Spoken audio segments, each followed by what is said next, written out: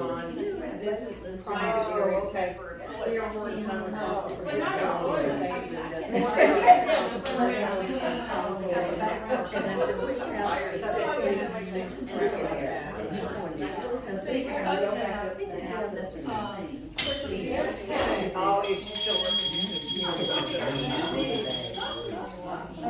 Thank you for coming today. We got a really good turnout, so we're all excited about that. This is Sergeant Henson from Paulding County Sheriff's Department, and he is over the Neighborhood Watch Division and probably many other things.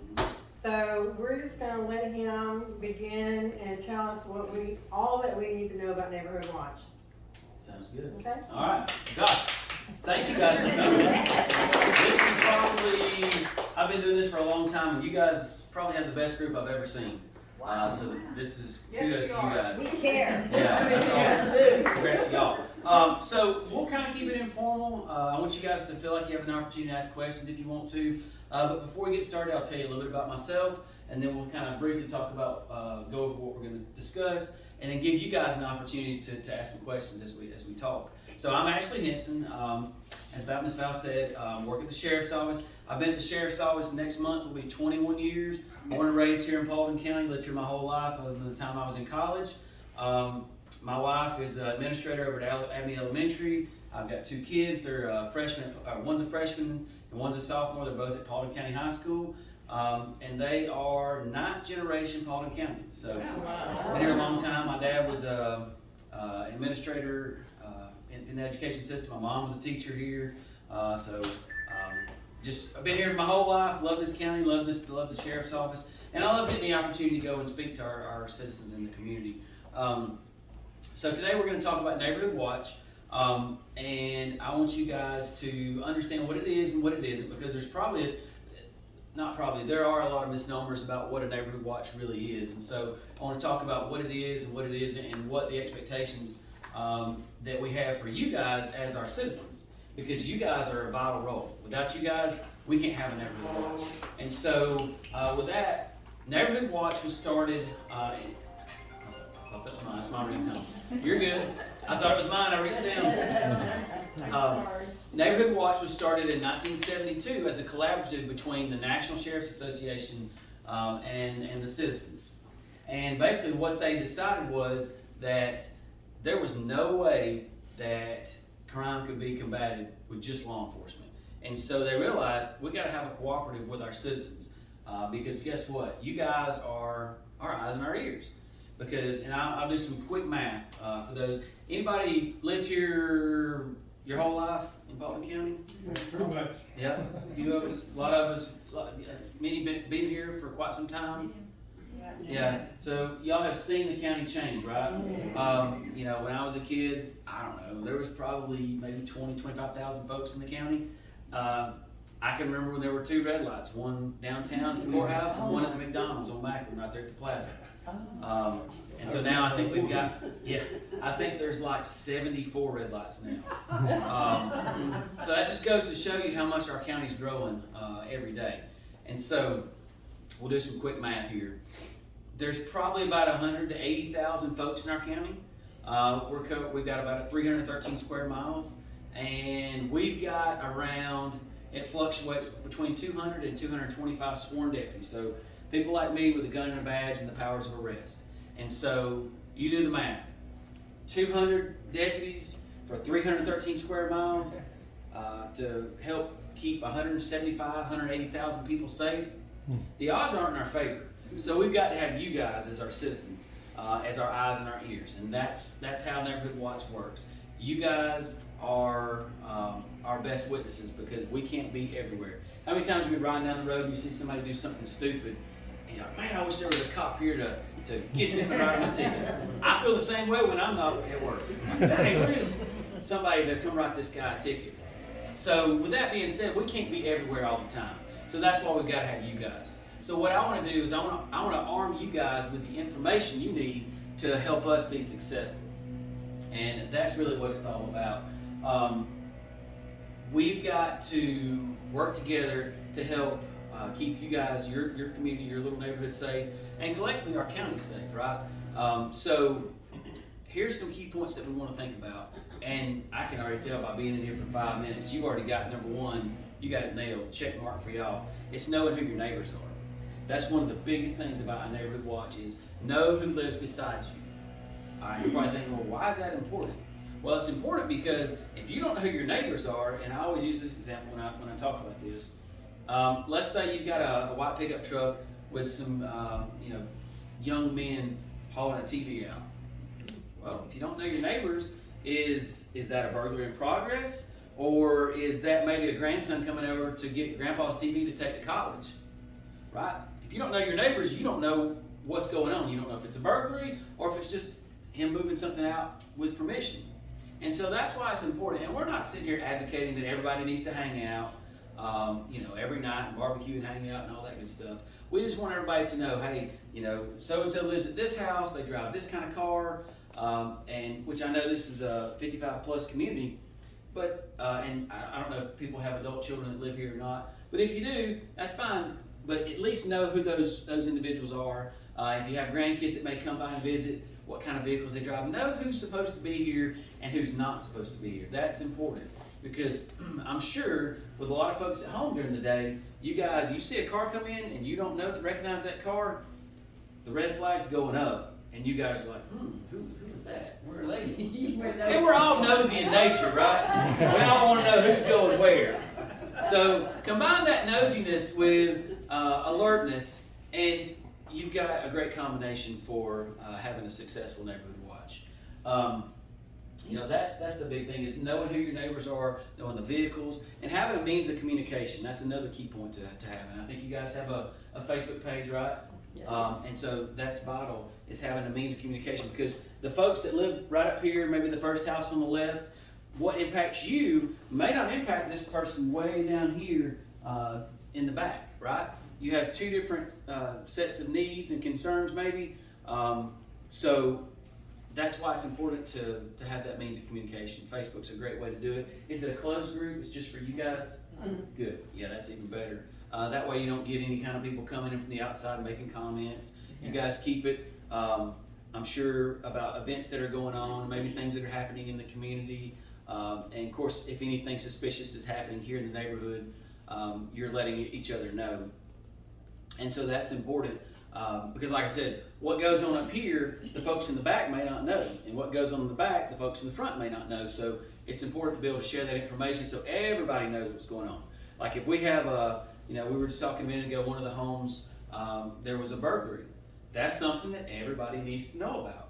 You all need to know if there's a burglary that happens here in this neighborhood because you need to be on edge and you need to know to look out for, whatever the vehicle description is or maybe whatever the person looks like. So that's extremely important for you guys to be able to do that. Really and truly, it sounds like you guys are doing everything you need to be doing, to be perfectly honest. Some of our best neighborhoods are our neighborhoods with our active adults because you guys are aware, you're conscientious, and the best thing is you're home. You see all these things because we know by and large when do most burglaries happen? Y'all know? During the day, right? Because typically most people are where? At work. Well, guess what? The criminals are at work too. Yeah. They're at work stealing your stuff. So that's why people that are home are our best eyewitnesses because they see those things. They see those cars coming in that they may not recognize, and that already gives them a heightened sense of awareness. So they know, okay, here comes a red Chevrolet truck. I don't recognize that. We'll kind of make a mental note at 12:32. A red Chevrolet truck pulled in the neighborhood, and maybe they're going somewhere, maybe they're not, but at least making that mental note of that truck coming in is important. All right, so let's talk about what is suspicious. So I'm sure Webster's got a great definition, and you can probably look it up on your phone if you want to, about what suspicious is. But the way I like to explain it is, if something doesn't feel right, if it's just not normal, it makes you uneasy. It just, just kind of makes you curious. That's suspicious. Trust your instincts, right? Have you ever had the hair stand up on the back of your neck and you just know something's not right about a situation? Trust that instinct because I think it's built into us to know that, hey, something's not right and I'm going to trust that instinct. And that way, you can do whatever you need to do. So, hey there. Hello. So suspicious. So let's go back and let's talk about that. When you see that suspicious person, all right, and it's that red Chevrolet truck, well, how many red Chevrolet trucks do you think are riding around Paulding County in any given day? A blue million, right? Yeah. A bunch. Yeah. So this is what we got to have, and this is where you guys come into play. We've got to have the details. Okay, tag numbers are great. Tag numbers are awesome. They give us a good start. But bear in mind, we have had a rash of thefts of tags. So they go through neighborhoods and they'll steal a tag on this vehicle, and they'll put that stolen tag from your truck on a stolen truck from another county. So if we run that tag, and I'll get into in a minute of why the tag part's important, but that tag that comes back to this truck is now on this truck, and so we don't know who's really the red truck, the other red truck belongs to. So giving us those details of the vehicles is vitally important. Is it a regular bed, short bed, step side, fleet side, flare side, extended cab, regular cab, super cab? Is it a dually? Does it have a busted dual wheels in the back? I have that stuff you said. I have no idea what it means. Yeah, like a big truck Yeah. with dual wheels in the back. Does it have like a busted windshield? Is there a Georgia G sticker on the back? Does it have shiny chrome wheels? Is it jacked up? Is it lowered? Does it have a primered front left fender? All those things are vitally important. So if you can tell me, hey, there was I don't know what year model, but it was a red Chevrolet truck. It had the extra seating in the back, so it's a crew cab with a regular bed. It had a Georgia G sticker on the back, and it had a busted windshield. Hey, that's a pretty good description, and maybe you got some of the tag, maybe you didn't. But that's extremely important. So let's go back to that scenario with the truck, where the two guys are moving the TV out. So let's talk about descriptions of people. Okay, it's a white guy, blue jeans and a t-shirt, and a red shirt. Not very descriptive in Paulding County, right? So we've already talked about that truck, getting those descriptors. Same thing for a person. What does that person look like? Do they have long hair, short hair? Do they have a shaved head? Do they have like a mullet? Do they have tattoos? Do they have any kind of scars? Was the shirt, did it have something on it? Was it just a regular shirt? Was it plain? Did they have shorts, jeans, boots? All those things are extremely important, because we've got to, if you tell me, all right, you got a white male with a shaved head, he had a spiderweb tattoo on his neck, he had very dark complexion skin, he had blue jeans with holes in the knees, and a nasty, dirty white t-shirt that was a V-neck. Combine that with that description of that red Chevrolet truck, and we got a whole lot better shot of finding that dude than we do the white dude in the red Chevrolet truck. So that's why those descriptions are extremely important. Are you guys familiar with flock cameras? Anybody ever heard of flock cameras? F-L-O-C-K? Okay, it's definitely something that, and I do not work for Flock. I don't get any money from Flock. But have you guys ever seen, and they're all over, they're everywhere, literally everywhere, and we have a ton in our county, a black pole with what looks like a deer trail camera and a solar panel on it. Y'all seen those? Oh, sure. Those are Flock cameras, F-L-O-C-K. It's a company out of Atlanta. And what those cameras do, it's a camera and it's equipped with basically a cell phone, and that solar panel charges it all. And it takes a picture of every car and every tag that passes by. Oh. And there are quite a few subdivisions that have those. They're about $2,000 a year, and that includes all the maintenance, the installation, software upgrades, all that stuff. And it gives, for subdivisions, it gives them a database of who comes and goes. So let's say, for instance, you had a rash of entering autos. Y'all familiar with what we had last week? We had a bunch of entering autos over in Seven Hills, a bunch. And we chased those idiots all over through the woods, and they got away. But we got most of the property back.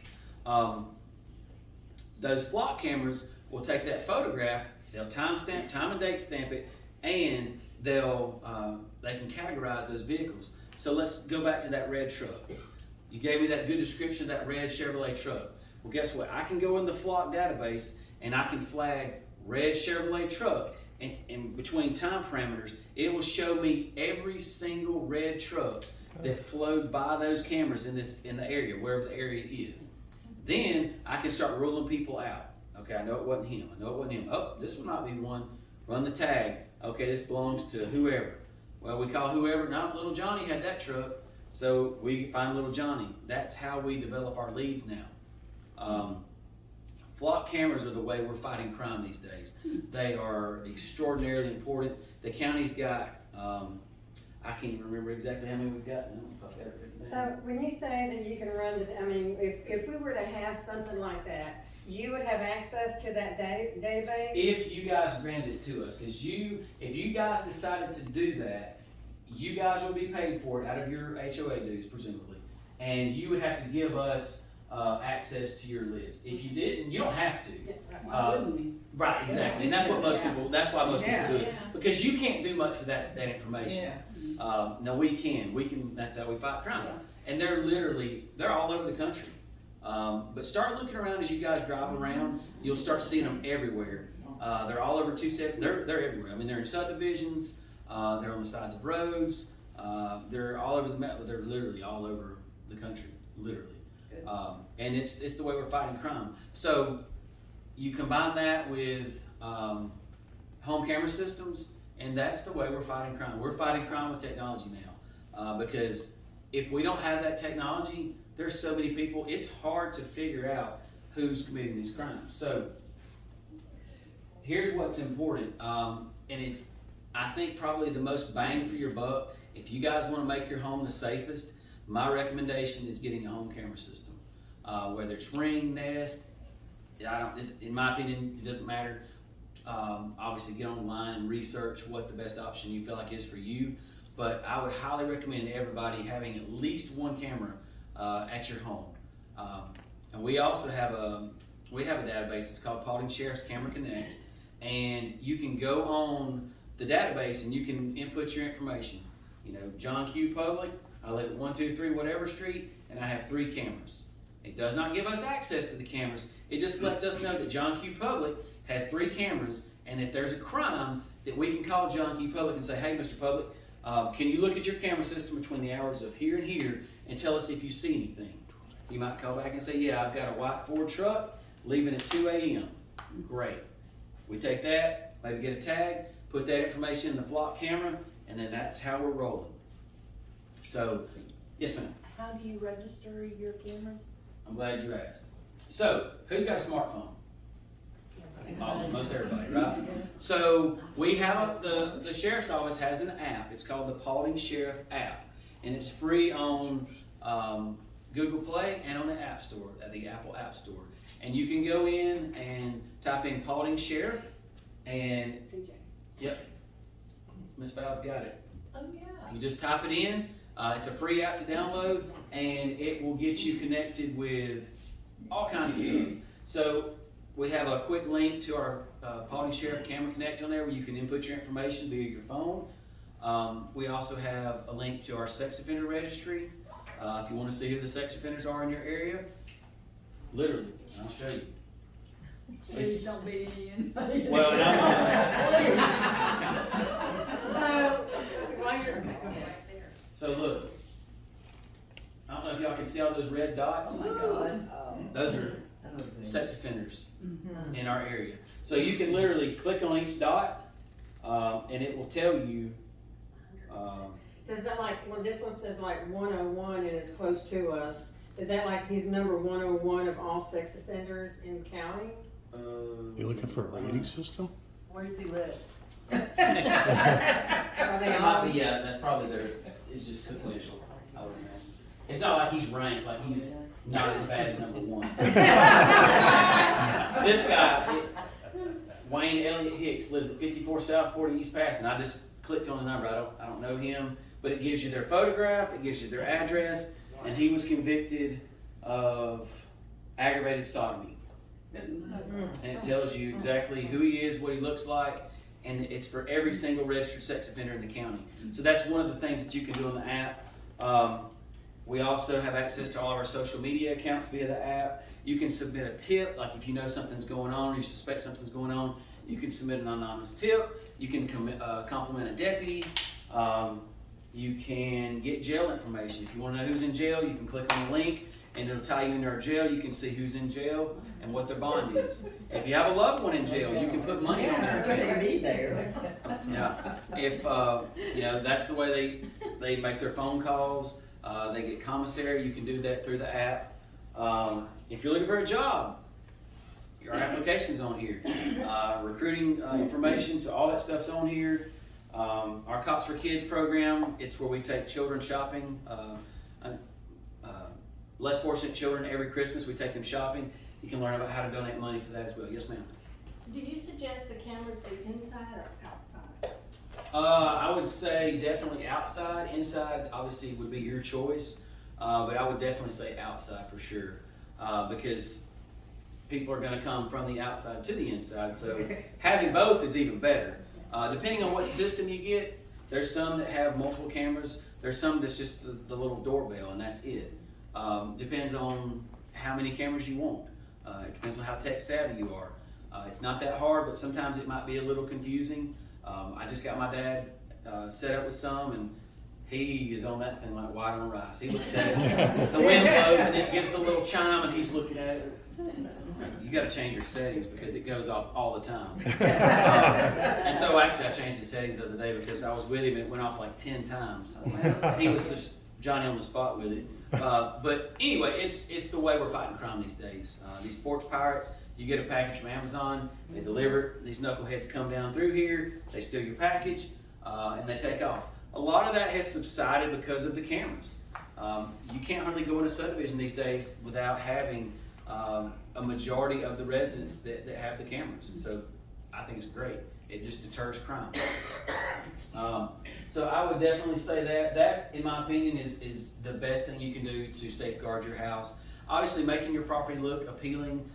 You guys have an HOA, so all your yards look great. Do they do your lawn maintenance? Yes. Okay, so it's even better. So everybody's house always looks good. You don't have that one house where, you know, Joe didn't cut the grass and he hadn't cut it in 6 months and it looks awful. Everybody's yard looks great. That's important. That's the way to help fight crime because it shows that you care. Your shrubbery's cut back so it doesn't give people an area to hide. You can think about maybe if you're out of town having timers for your lights so they come on at different times. Also, if you don't have at least a deadbolt lock for your doors, your exterior doors, you need to. Just the regular Twisty lock, I can be in that in 30 seconds or less than that with a I think credit all the card. homes have deadbolt locks. That's Front and back. front and back. That's awesome. And then even y'all been in a hotel where you have the latch locks Yes. that you can only do from the inside. Those are great too. Now, make sure when you put those in, they provide you a little 1/4-inch screw that barely goes in the trim. If I kick your door, that thing's coming right out. You got to get some 1.5" at least screws that'll go through the trim into the 2x4 that will really secure it. So that screw length does make a difference. Also, for the deadbolt, for the plate where the deadbolt goes through, heavier gauge screws, or actually longer screws, help secure that. So if anyone was to boot your door, you've got that screw going into the 2x4 rather than just in the trim of the door. It helps stop a thief. One thing I don't understand is, I don't know if everybody's this way, but my deadbolt is like here, and I have a window right here. Is it a Twisty or a key on the back? It's a Twisty, Mhm. and, you know, people could break that window, reach around and open that door. But It's that's a just- good point. Should it be key? Yeah. It depends. Yeah, in other words, you'd have to have a key on the inside to lock your deadbolt. No, I don't have that. I know, all of ours are the ones with the screw, Yeah. Well, with the twist. here's something to think about too, and it's kind of a double-edged sword, and you gotta figure out what best suits your needs. If you lock your door at night with say you have a key deadbolt on both sides, and there's a fire, Yeah. and you can't get to that key, Yeah. you're sitting duck. It's bad. Yeah. So you gotta weigh the options. Do I want a key deadbolt?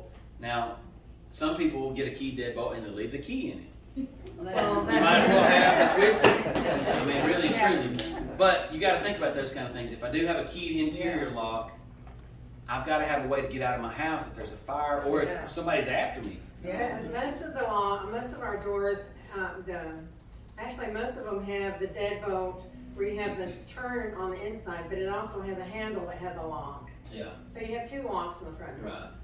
And then if you had the additional Yours does? latch Your on front top. door doesn't lock? I mean, on the handle? On the back door. Well, okay, this is what I've noticed, because we had it on Debbie's house when she moved in. The back door handle should have been installed on the front door, because you can't get to the back, I mean, Because there's a fence.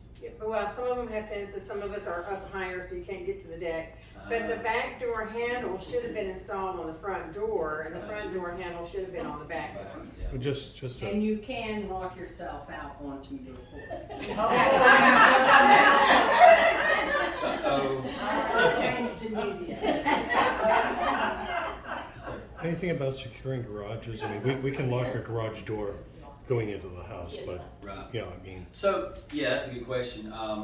You always need to make sure you lock the walk-through door that's inside your garage. Don't just rely on your garage door going down. There are people that have the technological capabilities to mimic your signal and open your door. That's a question I have. How common is that really? Because we're thinking that may have been the situation down there. We don't really know, but how common is it for somebody to just drive through and keep hitting garage door openers until I would something say opens? it's probably not that common.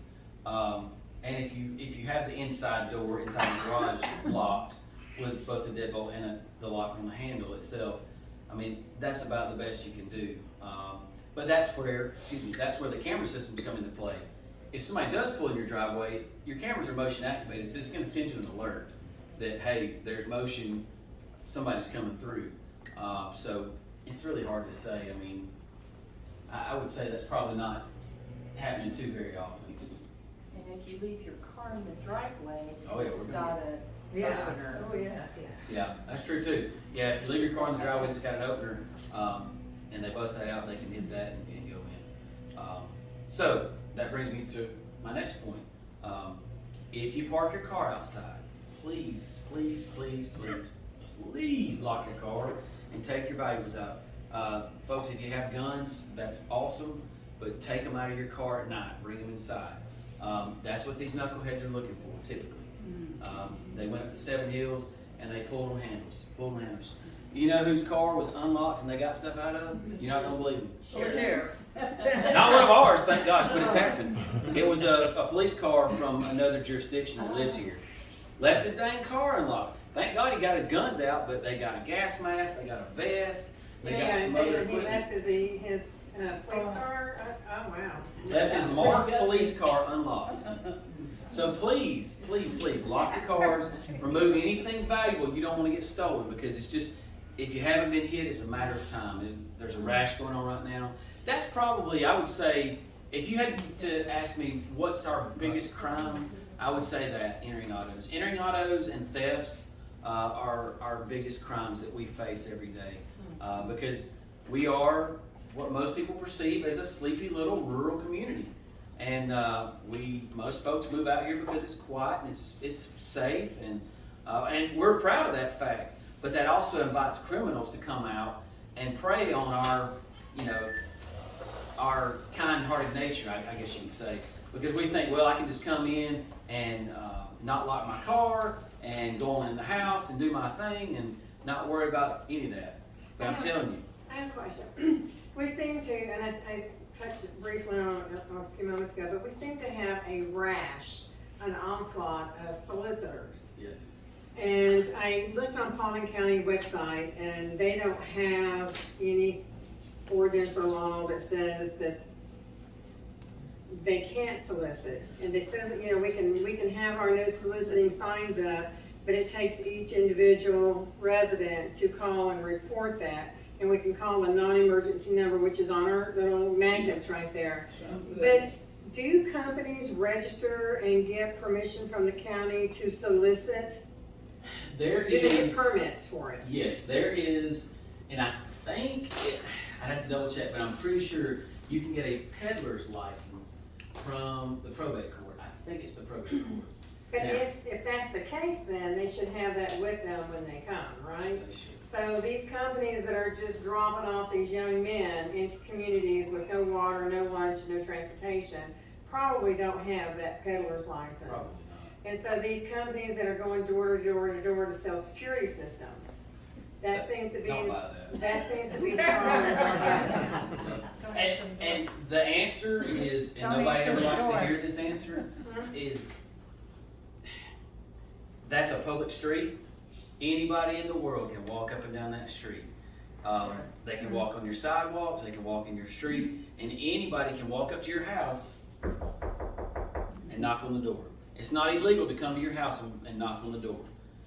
And like Val said, your no soliciting sign is awesome, but it's really not worth what it's printed on because there's no legal, it has no legal chops. I mean, Well, that's not exactly what I wanted to hear. I'm sorry.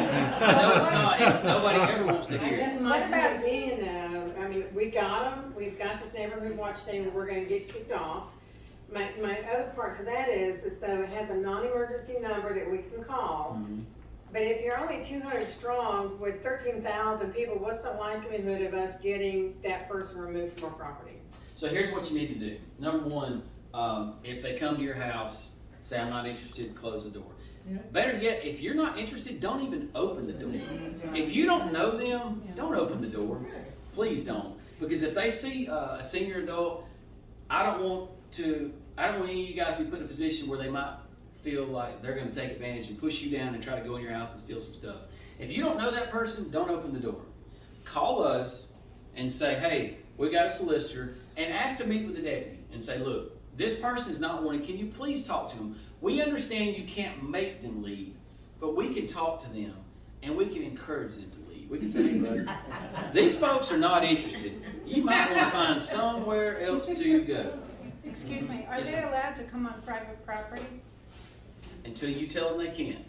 So That's the if they thing. come one time and they don't come out, Paulding County doesn't come out, and then they're there again and we make another call and we say, this is our second call for this same person, will the likelihood of them coming out would be more So here's what you need to do. aggressive? If you've got somebody that's in here and they're doing that, call the non-emergency number, have a deputy come out and request to meet with the deputy and tell them you want a report documenting that this person came to my house, I told them to leave, and I don't want them coming back. I want them to be given a criminal trespass warning to not come back to my property. At that point, if they come back to your property, they could theoretically be arrested for criminal trespass. But the bad thing is, how many homes are in this subdivision? 104. So there's 104 property owners. 104 individuals have to tell them, you can't come on my property. I can't say it for anybody's house but my own, right? And so that's the crappy part, and I wish there was a better way around it.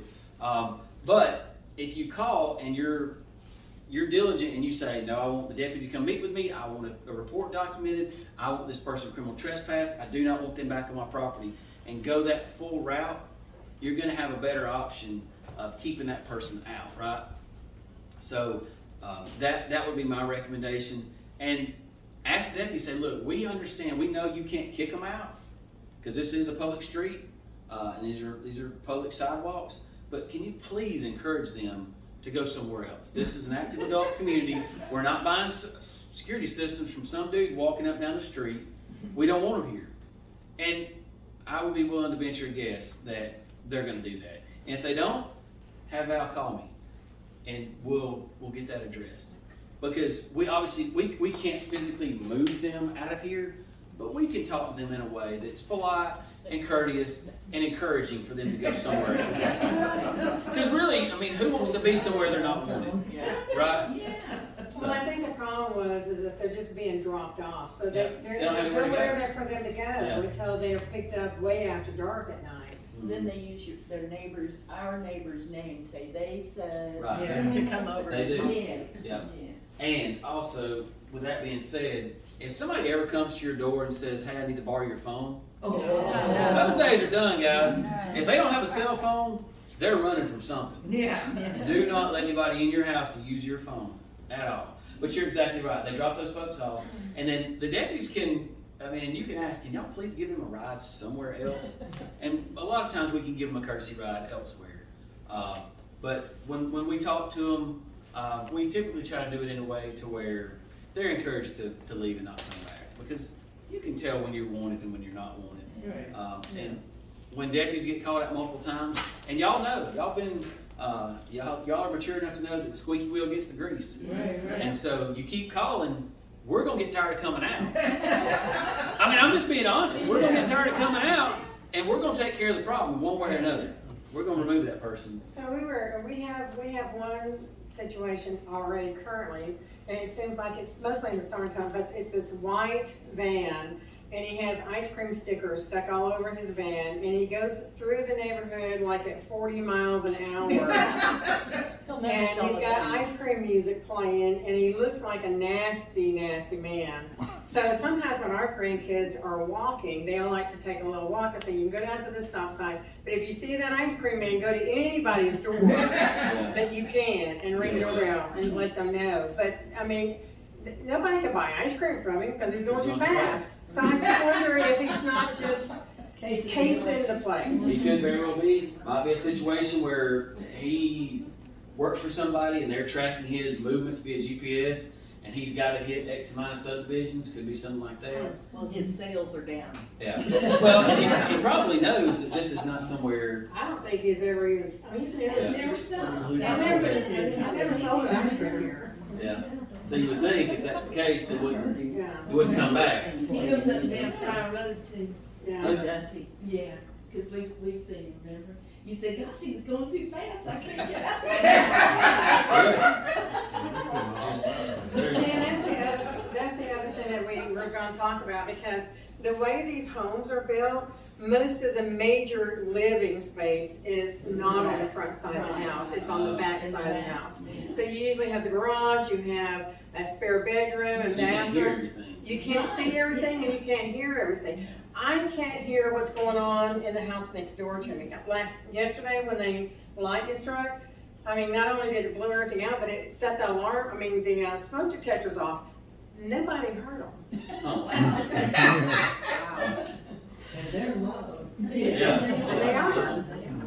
So there's a lot of things that we don't, because we're living on the back side of our Miss homes, a lot. we're not real familiar with what's going on in the front, is why cameras are important Absolutely. probably. But, not only that, but if I see cars driving through, if I'm in my kitchen and I see cars driving through the road, I always stop because I'm nosy. And I'll go out and say, well, that doesn't look like I saw an 18-wheeler drive through the neighborhood the other day, and I thought, what's that 18-wheeler doing in here? Yeah. Well, he was dropping off a exercise equipment for another neighbor, Uh-huh. but it made me stop to go look. Right. So, And that's what's good about having an active adult community, is because you guys are curious and maybe a little nosy, I don't know. And you're more inclined to want to see what's going on. so I think we just want to make sure everybody's safe. Right, absolutely. So I know the solicitation thing is not really what you want to hear. I also like to touch on golf carts. I don't know if anybody has a golf cart, but they are legal. You just got to get them registered. So there is actually a registration process. You have to go up to the Marshals Bureau at the admin building beside the courthouse, and I think it's like 15 or 20 bucks. There's a sticker that you can get to apply to your golf cart. They can be operated on any county roads with a speed limit of less than 25 miles an hour. So technically, they're legal to operate here. I mean, if she never leaves the neighborhood with it, she still needs to do that? Technically. Oh, okay. Yeah. Sorry, Diane. So you could, theoretically, you could get a citation for not Did you drive it? being properly registered. We're gonna let you slide today. So, now, are you gonna have an issue with that? Probably not. I mean, I'm just telling you what the law says. I'm not coming out here writing tickets for golf carts. We got a big enough problem in Seven Hills and Bentwater with kids operating golf carts. We don't need to come here and harass you It's guys. a dangerous place over there with golf carts. It is. And these adults are allowing their 10, 12, 13-year-old kids to operate these golf carts and run amok. And it's a bit of a mess. I mean, it truly is. So I just always like to make sure folks know that. Going back to the cameras and alarm systems, if you do have a camera system, I would encourage you to have some way to store that data, because if you don't, maybe something happens and you didn't know it happened. If you can't go back in time and look like maybe 2 or 3 days prior, then you've lost that information. So if you have like a DVR system set up for your camera, or like you have a cloud-based system, if you don't know how to do it, maybe your kids, and if you got grandkids, they'll definitely know how to do it. Just hand them your phone and they'll look, grandmother, I got it. They'll do it. But I would definitely encourage you to have a way to store that data, not forever, but just for maybe a few weeks. That way, if something did occur and you didn't know it, you can go back in time and pull that information up and pull it up and say, okay, here's what's going on. That's pretty important.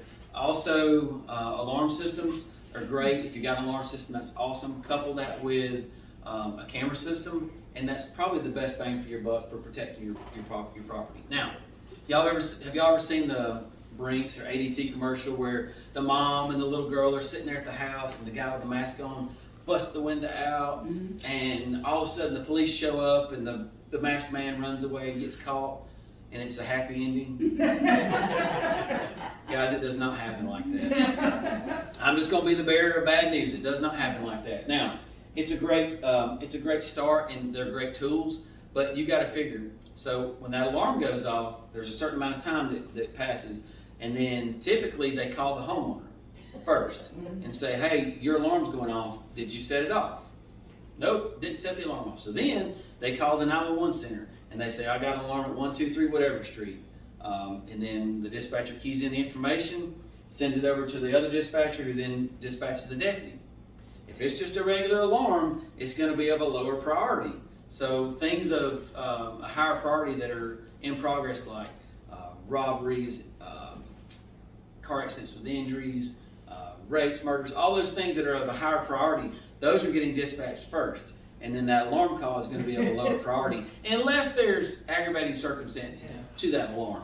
But if nobody answers, when the alarm company calls you and they don't get an answer, do they just assume that it's high alert?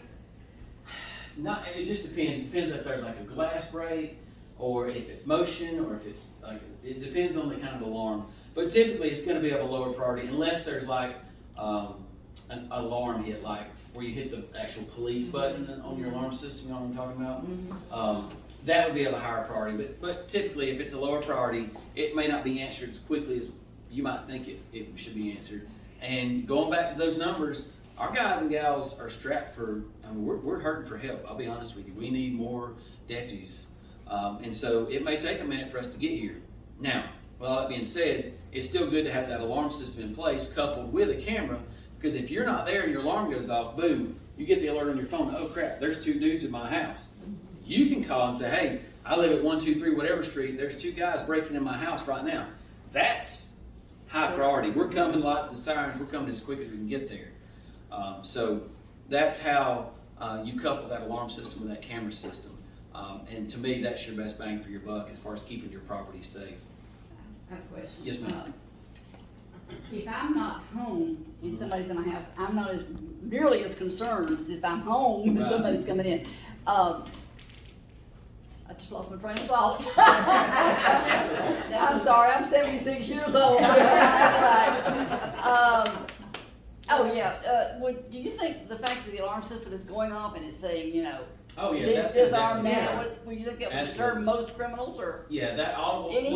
What she's saying is that audible tone going to scare off the criminals. I would say yes. Now, is it always going to deter the criminal? No, not always. But in a neighborhood like this, where the houses are fairly close together and the audible tone is heard by many people, they're going to hightail it out of there Yeah, okay. pretty Do quick. signs do any good? Does that deter? No. Maybe. I mean, I don't think it's going to hurt. It's about like your no soliciting sign. Right, yeah. I mean, truly, I'm just going to be honest with you. It's definitely not a bad thing, but are they going to, oh crap, they've got ADT. Maybe not. I mean, ADT wants you to think that, but is that the reality?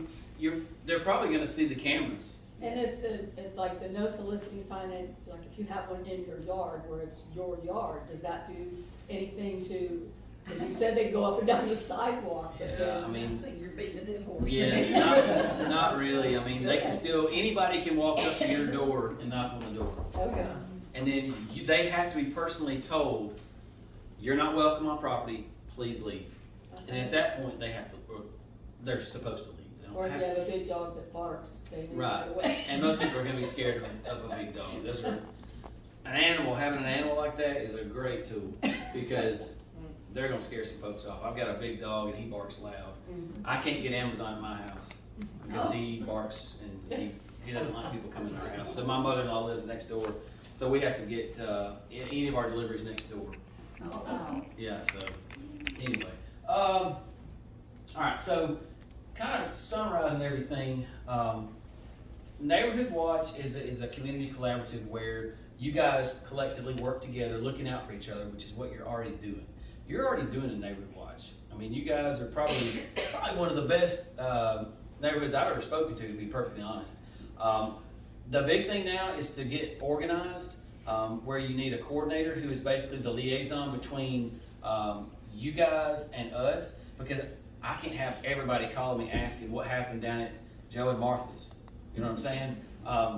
Now, and if Val's that person, that's awesome. You can reach out to Val and she can reach out to me and she say, hey, what happened down at Joe and Martha's last night?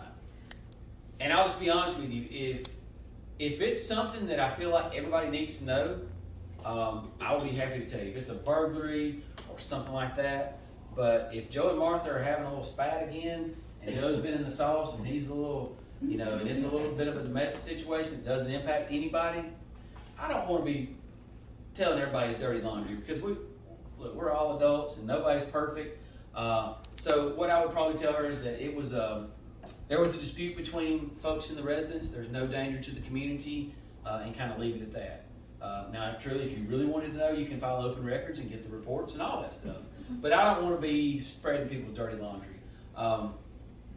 A lot of times when people pass away, they think there's been a murder because we have to investigate everything as if it's a murder. It could be natural causes. Somebody could be on home hospice and they could pass away and they might see the crime scene van and all that. They're thinking, oh my goodness.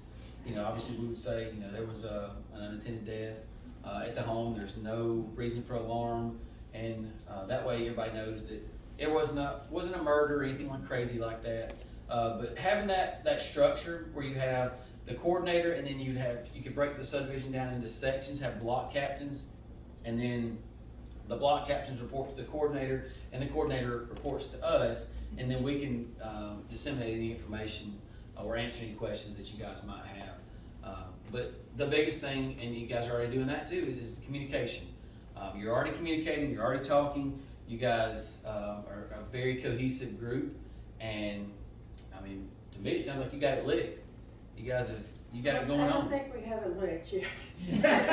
Well, you got it going I really know, good. we really are very fortunate to have each other, and because we all do feed off of each other a lot.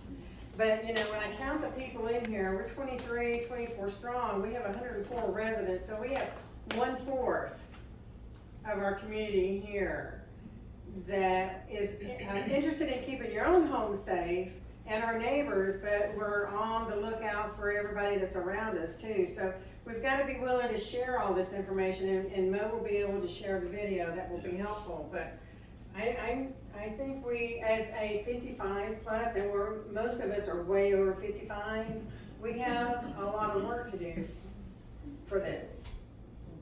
Yeah, I mean, I think you guys are doing great. I don't think I've ever had this big of a response just for a neighborhood watch meeting. Typically, what they'll try to do when I go to subdivisions is they'll try to do it in conjunction with their HOA meeting. And I always try to go first because everybody's always mad about something to do with HOA.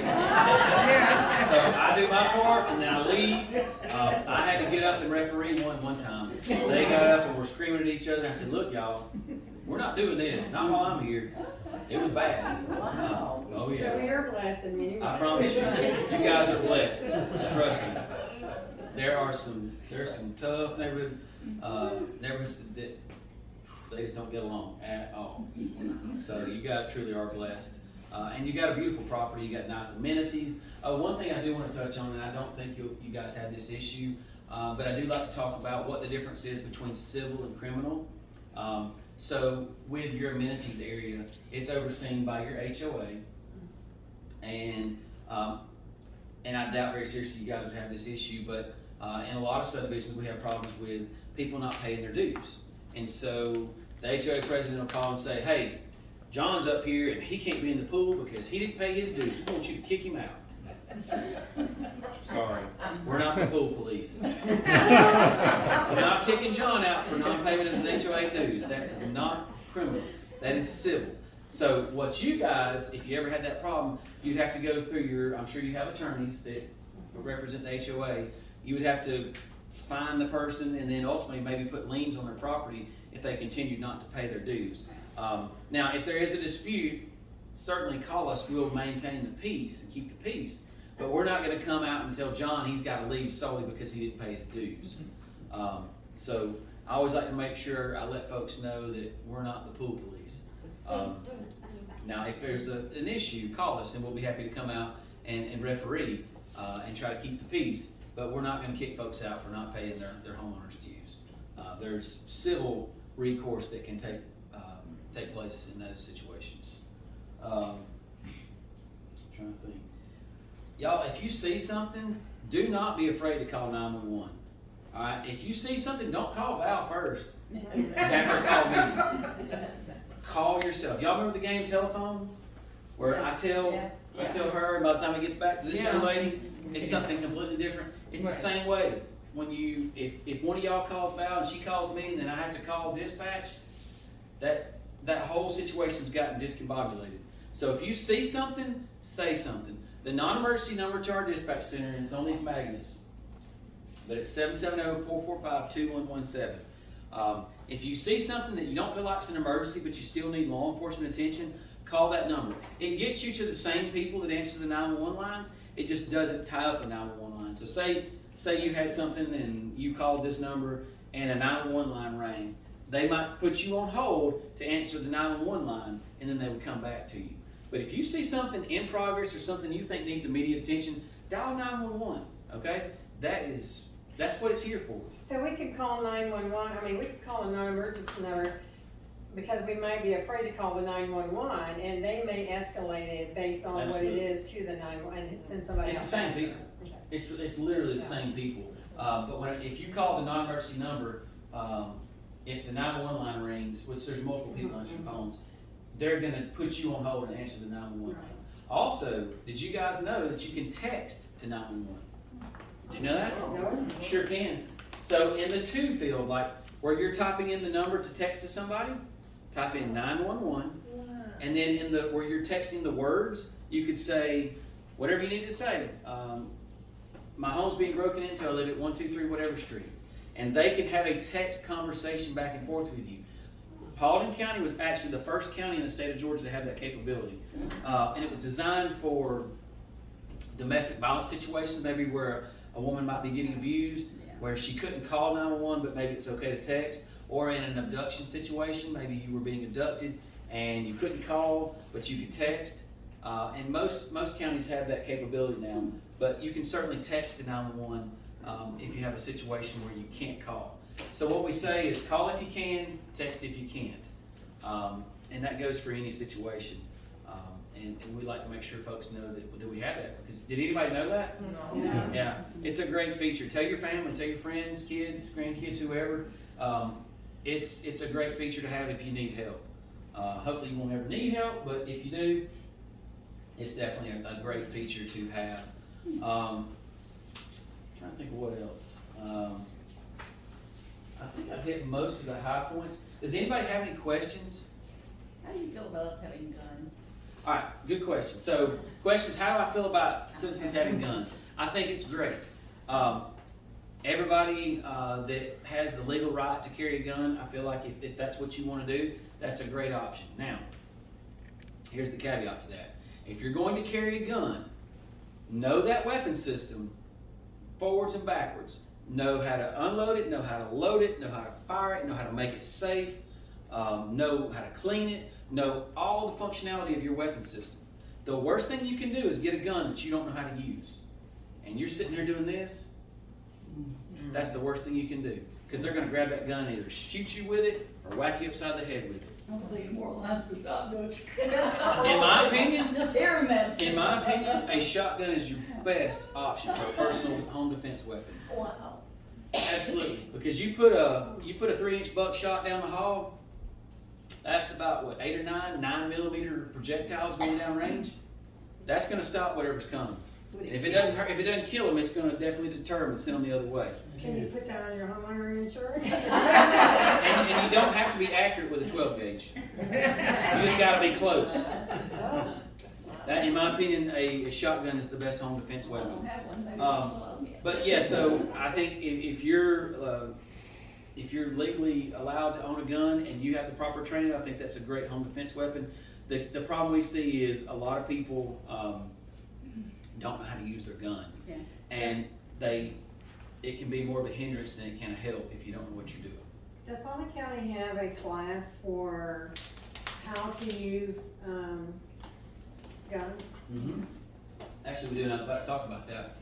So we have a citizens handgun safety class, and we teach it semi-regularly. You can call the main number to the sheriff's office, 770-443-3010, and fill out the paperwork. They'll do a background check. Actually, you got to come up there, fill out the paperwork so they can do a background check. And it's about 2.5 hours. And we teach a classroom portion that goes over the law.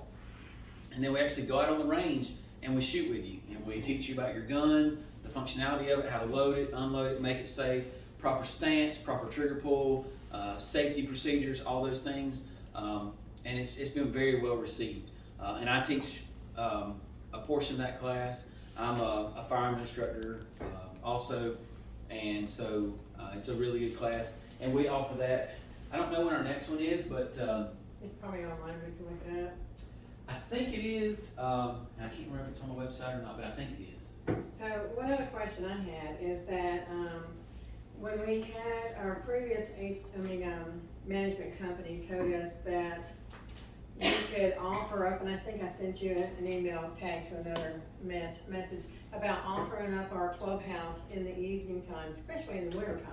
Mm-hmm. You know, for any of the Paulding Sheriff's Department officers that are patrolling. Two questions here though. So we can offer our space here for people to come in and sit down and write reports, and it will just give that visual effect that we've got somebody in the community here. Yeah. That's one thing, but the other thing is, and it just left me too. We are 55 plus. Those neurons just don't fire as No, quick. okay, so it's about the email. You'll get it. I know, it's coming to me. Yeah. I mean, give me a minute. But yeah, I mean, they would certainly. We can definitely. So pass we would on have to provide a fob for them to get into the building here, but it would give them access to the restroom, that's gonna the be the water, hard- and refrigerator. and That would be the harder That would part be, because you don't have enough fobs for all the folks. Yeah. I don't know, how many does it take? I mean, you probably got, in our patrol division, you're probably looking at 70-ish, maybe. Oh, really? Yeah, maybe a little bit more. Yeah, I was thinking 5 or 6. That would be difficult because you got to consider you got 4 different shifts. So you got, so we work in rotation. So you got, like today, you have a day shift and a night Yeah. shift. What's today? Tuesday. So they work Monday, Tuesday, and then Wednesday, Thursday, you'll have 2 other shifts, a day shift and a night shift. And then this shift that's working today will come back and work Friday, Saturday, Sunday. So you got 4 different shifts, between 60 and 70 folks, maybe a little bit more depending on the day. And that's just our patrol division. That's not all the other divisions that we have. So the other question, I know what came to me, we were told that this Fry Road is a state road, it's not patrolled, that, I mean, the Paulding Sheriff, Paulding County doesn't have, yeah, it's a No, state patrol. Okay, so, well, what they told you is, if you're talking about speed detection, Yeah. speed detection. Right. Right, so, there is a list, and I don't have it with me, I don't think, I'll have to look in my bag. But every road has, every road that's permitted for speed detection devices to be run on, like radar and laser, it has to be permitted through the state. So the DOT has to come out and do surveys because it can't have a grade more than like 7%, I think. So there's certain criteria that have to be met for us as local municipalities in order to run speed detection devices. So like I know we can on Dallas Ackworth, but each road is different. I know I'm 99% sure we can't run speed detection in this subdivision.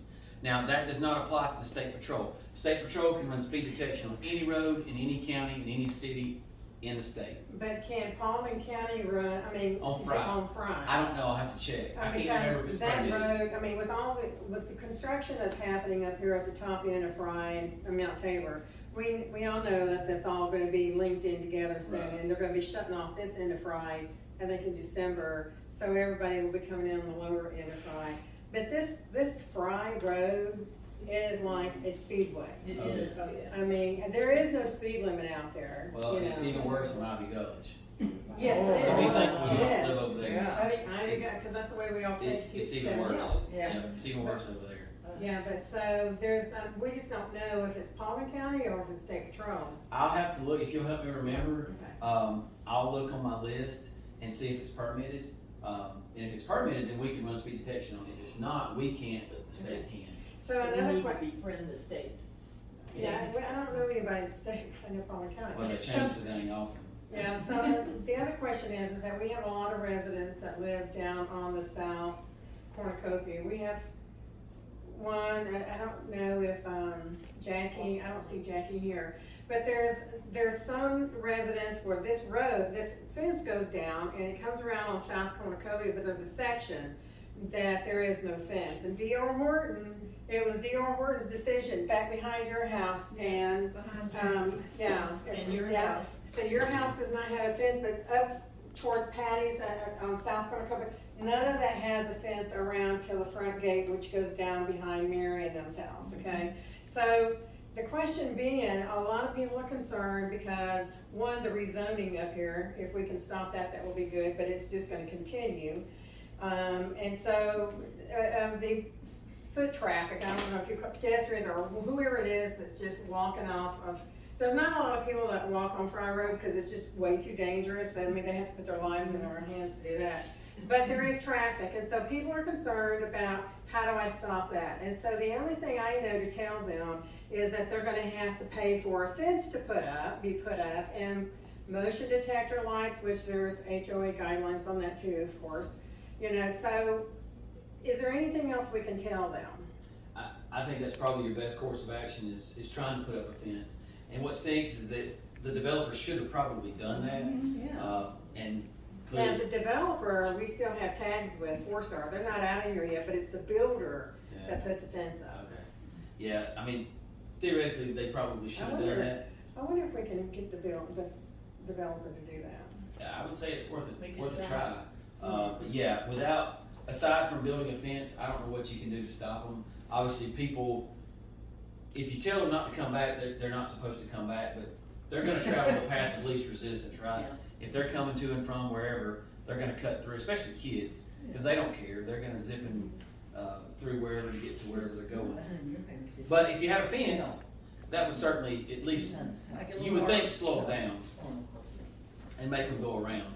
It would be less inviting if there was a fence that would deter them traveling through here. So maybe 4-star would be inclined to do that. Yeah, we'll call them, see if they, maybe they're the ones that put the fence up, I don't know. Yeah, cause it doesn't make sense where they randomly just stopped. Well, they just randomly stopped up here on 4 Seasons too, like 3 or 4 houses down, Yeah, they just stopped. that makes sense. You know, and then didn't pick up again till on the other side of the retention pond back behind Kathy's house, I think, or, Brenda's house. Brenda's house. yeah, Brenda's house. Yeah. Mine doesn't. Okay. yeah. So, we don't understand a lot of that, but we'll find out, okay. Yeah. That would be my suggestion, is trying to get that fence completed to at least deter people from walking through. What would only be done is if 4-star does it. Does the sheriff's department drive through neighborhoods? They do, and I would like to say that we hit everyone every day, but we don't. And that's just being honest. We go, our folks go from call to call to call. Thankfully, you guys probably don't see all the things that happen every day in the county, and that's a good thing. I mean, truly, because if you knew what all happened in our county on a daily basis, you probably wouldn't sleep very well. So, Is that pretty much everywhere now though? It's not probably just so. Paulding County? Yeah, probably so. I mean, you know, we're growing by leaps and bounds. Within 5 minutes from your subdivision, there's probably 5 or 6 subdivisions being built right now. Yeah. I mean, it's just it seems like there's no end in sight. You just got your assessments the other day. I'm sure nobody's happy about that. I mean, property taxes are going up. Yeah. But with all that being said, I mean, there's a lot more services that the county's got to provide. So it's tough, you know. How do you provide all the level of services that the residents need without making the homeowners pay? I got to pay too, and I'm not happy about it. But I know that you know, it funds my salary, it funds my wife's salary because we're both, you know, she's a teacher and I'm in law enforcement. So I don't like having to pay higher taxes, but I also like knowing that I've got a level of service there that keeps my family and I safe. But you know, you guys, like I said before, I think you guys have got it figured out. You're on the track to success. The diligence is where you gotta just maintain that diligence and keeping an eye out, looking out for each other. If you see something, say something. Don't be afraid to call 911. Don't be afraid to ask Val to get with me and find out what's going on. We'll be happy to let you know. Our job's not a secret. Everything we do, by and large, is open to public records requests. You know, so we're a public entity. So everything we do is essentially public. Now, if it's an open and active investigation, we probably can't give you a ton of information, but I can at least give you enough information to hopefully, you know, make you not fearful of what you think might have occurred. Because if we see 3 patrol cars and 2 vans, we're thinking automatically the worst, right? And maybe it's, you know, maybe it's not quite as bad as what you think. We see a lot of, every day, we're seeing a lot of deaths, whether that be via suicide, natural causes, overdoses. I'm gonna tell you right now, y'all, it's bad. The heroin fentanyl problem in this country, in this county, is terrible. We're seeing overdoses probably every single day.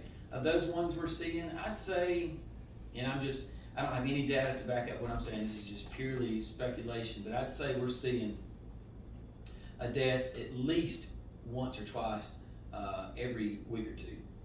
I mean, and we're seeing overdoses nearly every day.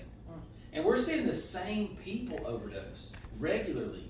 Because, are y'all familiar with Narcan? Yeah. Which is the drug that reverses an opioid overdose? Sure. We're seeing some of these individuals get hit with 2 or 3, even 4 doses of Narcan and coming back and they're like, oh, I made it, I'm good. I'll rest and I'll go get high again tomorrow. And they'll do it again. We've had them consecutive days, OD, and nearly die. Are they more younger folks or? Some are young, some are old. It doesn't discriminate age, sex, race. It's killing them all. It's bad because you don't know what you're getting. No. You know what I'm saying? Like, you know, back in the day, people would smoke marijuana and marijuana was marijuana. But now they're using these vapes and they're a THC vape, but they might be laced with fentanyl. And you could die like that. I mean, I had a guy that I went to school with, high school with, and he came to jail. And he said, Ashley, he said, I died the other day. And I was like, no, bud, I'm sitting here talking to you. I was like, okay, you got to tell me more. And he said, no, for real, I did what he called a point. It was an amount of heroin the size of the point of an ink pen. You see how small it is, it's tiny. But he did a point of heroin. And he died. His friends dumped him in front of the ER and they got him back. But he said, I was clinically dead. And he said it was just the most minute amount. And it got me because it was probably laced with fentanyl. And I haven't seen him in a while, and I hope he's okay, but he's a drug abuser. And if he doesn't change his ways, he's probably gonna die. And it's very sad. I've seen people that I've known and grown up with that have just fallen victim to drug abuse and they're dying. So that's probably the drug abuse and overdoses combined with the thefts and entering autos. Those are the biggest things that we're seeing right now in the county. And probably on a national scale as well. The opioid problem is such a widespread issue, and it does not discriminate. It's killing everybody. Do you have, within the scope of your practice, the ability to administer the Narcan? We do. Yes, we do. We got a grant a few years ago. We do have Narcan, and our deputies have used it quite a bit. Our firefighters have it. Our EMS personnel has it. And I'll tell you what's interesting. A lot of these drug abusers have it. Yeah. they carry it with them. And the They friends talking know. about vending machines having them. Yep, yep, I hear you can buy it over the counter. you can. Yeah, you can buy it, and they pop each other in the leg with it. And it's like, you ever seen an EpiPen? Yeah. It's similar to the way you inject. Now there's an injector and there's also a nasal where you squirt it like, what's that stuff? The nasal Yeah. spray. Smelling salts. Yeah, you just spray it in their nose and it works. We had a lady, gosh, it's probably been a couple months ago. Our new sheriff's office is right behind the courthouse, and I was going to a meeting, going somewhere, and we got a call of a lady ODing in the parking lot of the courthouse. I was the second one to get there, and sure enough, she was out. And I think we hit her with 2 or 3 doses of Narcan before she came back. So you just assume that that's what's wrong? Yeah, It won't hurt her if it's not that? no. Okay. If it's not that, then it's not gonna impact them. She's dead anyway, huh? Well, yeah, I mean, unfortunately, Yeah. obviously, if they're not breathing, you're gonna do CPR, but most of the time, these folks are they're out. Yeah. They're passed out, and they're still breathing. Now, sometimes they're not, and you have to do CPR, but you might have to do CPR in conjunction with Narcan. But yeah, it's a significant problem, and it's everywhere. It's over there, it's over there, it's over there, it's everywhere. So if you got loved ones struggling, encourage them to get some help, because it's tough. It's so tough to get off of, and it's not bad people. You know, it's a lot of really good people that may have had an injury and they got hooked on some kind of pain pill, and they couldn't get the pain pill anymore, so they had to graduate to heroin because they needed that high. They're chasing that same high. But yeah, if you know somebody that's struggling, please try to help them get some assistance, because it's killing folks very, very quickly and regularly. Absolutely. Anybody have any questions, anything? And it can be off topic, whatever you got me. I'm here. Well, since this is off topic, I don't wanna hold everybody up, but there is I'm sure everybody has seen a man in his motorized wheelchair Oh, wow. on, 381. Yeah. Yeah, it goes up, and he's like this close to the road. Oh, gosh. It's Sometimes he's pushing himself backwards up that highway going towards Cedar Crest. scares me to death. Is he? Yeah. No, he's on right deck. down on the right? Yeah, he's on Yeah. Crest. Well, he lives down from what is that sign? Who put that sign up? It wasn't Paulding County, right? Oh. I didn't think so. That's a whole, there is the one half of that property, there's one property owner that doesn't like the other. There is a major dispute. We had actually they had a little shootout. Oh, geez. So one of Well, those this took a years ago. disgruntled residents put that up. But the guy that you're talking about, he's handicapped, there's these 2 guys that See the live trailer park down in the here? trailer park. Yeah. Yeah, It just But makes, I don't know my what's hair gonna stand kill up when I him. see him, I just think, somebody's I gonna put get over him. and he'd be it, yeah. I mean, it's like this far from the road, Yes. so. Well, he's getting by as best he can. Yeah. What do you want him to do? You want him to disappear? I'm not getting to understand that comment out I don't want him to die, I don't want him to be hit by a car and die, we gotta have some kind of help for people like that. Yeah. And there is. I mean, there's Paulding Transit. The senior center will come pick folks up. Yeah. So I mean, there's resources out there. People just have to reach out and utilize those resources, because they'll pick you up and they have a route. And I don't know where all they go, but I know they'll pick folks up, take them shopping, take them maybe to medical appointments, things like that. But it is sad. Scary. I know It is everybody sad. worries, It's scary. but at the end of the day, that may be his only resource. And I mean, what do? Unless one of us goes and picks him up, What would you do with him? Yeah, I mean, I mean, if you picked him up, if the police picked him up, what would they do with him? I take him home. I mean, we can't haul folks all over the county. He's out on a scooter, he doesn't be at home. Right. He's Alright, well, if there's not any other questions about the neighborhood watch or how we can help each Yes, ma'am. other, well, thank you, okay. Yes, ma'am. If someone breaks into your house I'll wait on and you find yourself armed and they're not, is it still okay to shoot them? Are you scared? I'm scared to death. You fear for your life. Yes, I am. You have every right in the world to protect yourself. Okay, they don't have to have a gun on them. Do you feel like you're in in imminent danger of receiving death or great bodily harm. I could put a gun on. That's not the question. What I'm saying is, so here's the interesting fact, like, a lot of people think that law enforcement have special provisions on utilization of deadly force. The And law, you get in trouble if you the shoot law is the someone. same for me as it is for you. Yeah. I As mean, a law enforcement officer and you as a citizen, we have the same rules and laws. And basically, in a nutshell, if you can articulate that you are in fear, imminent fear of receiving death or great bodily harm, you can do what you need to do to protect yourself or a third party or your family. But do they have to be inside the house? What if you shoot them outside your house? do you have to drag them Yeah. down? Well, here's the thing. And there was a situation where an elderly gentleman, and I think it was Texas, it was just been a few months ago, a young man was, from what, and I'm going based on what the news has said, so this may not be actual fact, but based on what the news said, a young man was knocking on the door, and this older gentleman Yeah. shot him through the door. That's right, I saw, I remember. He's probably going to prison. Yeah. Ah. He's probably going to prison. Now, that's the thing. You've got to be able to explain or articulate that you are in imminent fear of receiving that death or great bodily harm. If somebody's outside your door and they're knocking on your door and you shoot them through the door, you're probably going to prison. Yeah. But I mean, for you, putting your life on the line every day, if you pull a gun and shoot someone and because you think they're armed, you're always in trouble. Not always. Each situation is different. There are a lot of situations where law enforcement officers are being vilified, and I don't think it's warranted. There are some, though, I will be honest, there are some where law enforcement officers do wrong. I saw one recently, and I always seem to err on the side of being with law enforcement, but there's one I saw, and I'm like, guys, I don't know, and it wasn't here, it was somewhere else, I don't know where it was, but I don't know how those guys are going to survive it. I think they did wrong.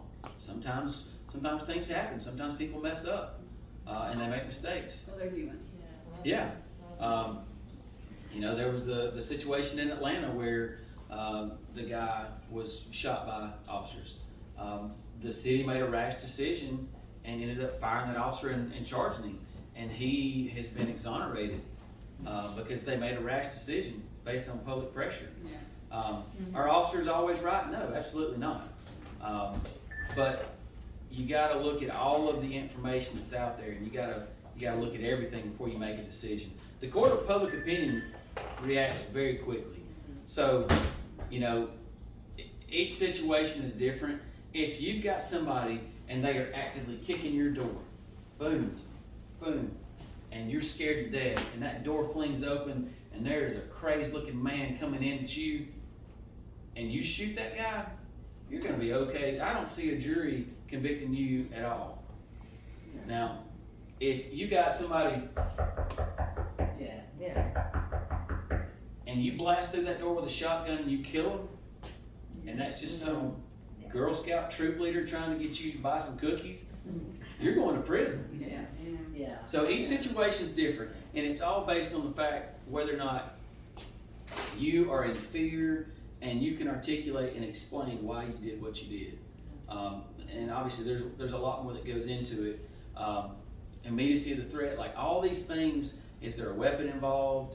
Are they reasonable? Are they reacting to your verbal commands? Like all these things come into play. But the old adage of if you shoot them, drag them into the house, don't do any of that kind of stuff, seriously. Because all you're doing is contaminating the crime scene, and you're making a situation a whole lot worse. If you feel like you need to use a gun to protect yourself, then you need to use a gun to protect yourself. But you also are going to have to live with the fact that you might potentially take somebody's life, and that's a heavy burden to bear. So you got to make sure you're at ease with that. Can somebody let her in? So just kind of, and that's where the firearms training comes in. You've got to know how to use that weapon system and get out on target and fire that weapon and be safe with that weapon and stop that threat if that's what you need to do. So I hope that helps. I know it's kind of Thank you. a long way around the bend to get there, but it's an important topic, and it's a difficult topic to talk about because a lot of people have varying opinions. A lot of people don't like law enforcement. It's a tough job. We're having trouble getting folks interested in law enforcement just because of the climate that we're in these days. And you know, everybody is an armchair quarterback, and I'll tell you the two professions that I've found that everybody seems to think they know everything about: law enforcement and education. Everybody thinks they know the law, and they think they know how to teach their kids, don't they? My mom taught down here at Abney. Yes, sir. Yes, sir. And it's funny, we can talk now, and Miss Ratliff can probably tell you stories too. But Mom could tell you who was going to prison and who wasn't from kindergarten. She was a kindergarten teacher. Wow. And we've talked about kids that are currently in prison that she knew were going to prison because the mom would say, "Oh, little Johnny would have never done that." Okay, well, little Johnny did do it, and now little Johnny's in prison. I mean, she knew from an early age that the lack of accountability was going to cause that kid to continually get in trouble. And I think, and I'm going kind of off on a limb here, but I think that's part of the problem with our country. The accountability is lacking. Yeah. People don't hold anybody accountable anymore. If you screw up, you screw up. Own it and move on. Take your licks and move on, and you know, it's on you. You gotta own the fact that you did something wrong. And people don't do that now, especially their kids. They let their kids get away with murder, and they don't have any consequences for their actions. So, anyway, that was kind of off in left field, but and anybody else got a question, feel free. Yes, sir. Thank you. You're welcome. Glad to be here. Okay, so that means we have another committee to form, and we'll work on getting the information out to everybody and see who wants to be on it. Okay? And y'all, there's some magnets and some bracelets and some keys. If you did not get one of these magnets before, it's got the non-emergency phone number, you can put it on your refrigerator. Or just think,